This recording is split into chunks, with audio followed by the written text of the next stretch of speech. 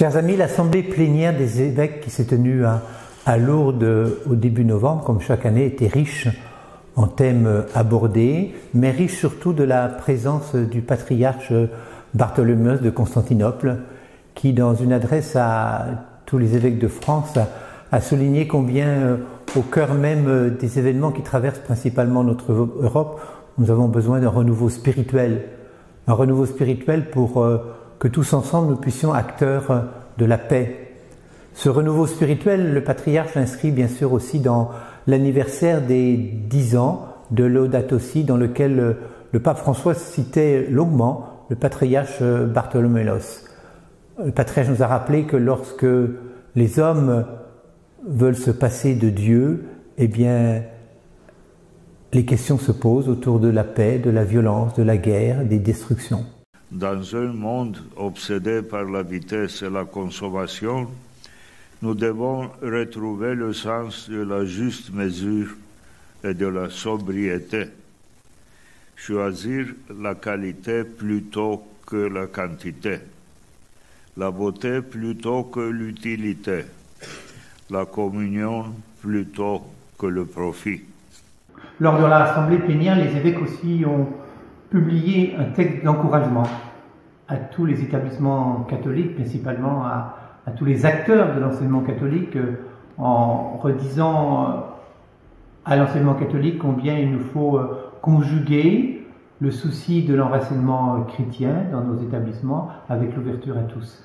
C'est véritablement un encouragement qui est donné à tous les membres de l'enseignement catholique dans ces temps sans doute un peu difficiles pour l'enseignement catholique, avec notamment les révélations d'abus qui ont eu lieu ces derniers mois.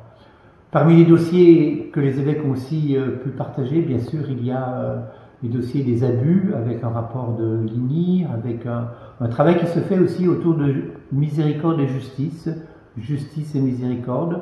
Travaillons comment nous pouvons aussi entendre les abus exercés par des adultes envers des mineurs ou des adultes. C'est un dossier que nous prenons également à bras-le-corps. Il y a eu tout un travail aussi sur la démarche synodale, initiée bien sûr par le pape François, comment au cœur de nos diocèses nous poursuivons ce travail de synodalité. Notre diocèse de Besançon est véritablement concerné par ce travail avec le synode de 2019, puis le travail du conseil diocésain de pastoral qui va se réunir prochainement au mois de novembre.